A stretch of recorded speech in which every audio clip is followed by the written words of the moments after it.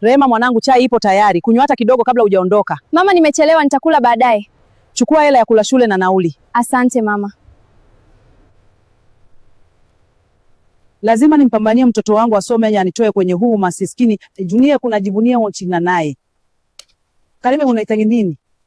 Nipe chai na chapati 2. Karibu, chakula kipo tayari. Asante. Mama, ada ya chuo haijalipwa bado. Usijali, nitapata pesa. Rehema, nimefanikiwa kupata hela ya ada ya muhula huu. Kesho nitamtuma mtu akuletee. Lakini mama, haitoshi. Wenzangu wana simu nzuri, viatu vizuri, nguo za kutoka. Mimi naonekana wa tofauti sana. Sawa mama. Yaani mama bwana angejua wenzangu wanavyopendeza huku chuo angetafuta hela sana na mimi nipendeze kama wao, natia aibu jamani. Rehema, leo twende tukanywe kahawa kwenye hoteli mpya. Na siku ya mahafali wazazi wetu wote watakuja. Mama yangu tayari amenunua gauni jipya. Kwangu sijui kama mama yangu atakwisasa.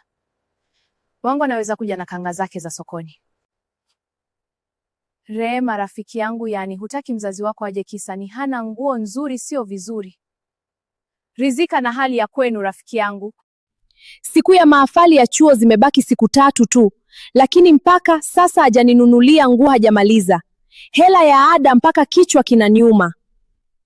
Mungu nifanyie wepesi mimi nipate hizo mahawali nipendeze kama wenzangu kwa nini we na furaga mnyaka rahati.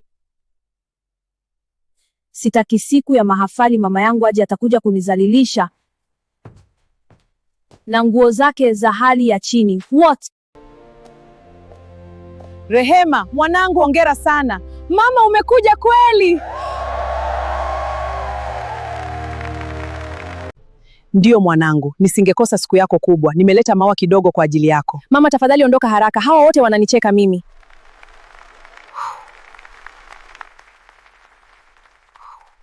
Hedhia, wamependeza. Wewe umekuja hivi, unipendezi mbele ya watu. Najua kama mwanangu sina maisha, lakini muda mwingi nilifanya kazi ili wewe uvae, usome, upendeze. Sawa, lakini ondoka tu. Hizi ni ada zako tangu umeanza shule mpaka umefika chuo. Kila hela niliyopata nilikwaza wewe kwanza. Nilitaka uvae vizuri, usome vizuri, ndio maana nikajisahau mimi mwenyewe. Asante mama, nakupenda sana. Samahani kama nimekuja bila kupendeleza. Nimekuja tu kukuona ukihitimu. Sasa nitaondoka, nikuachie ufurahie siku yako. Nisamehe mama, nilikipofu na maisha ya watu nikasahau aliyenifikisha hapo. Wewe ni mambo yako. Usijali mwanangu, naelewa.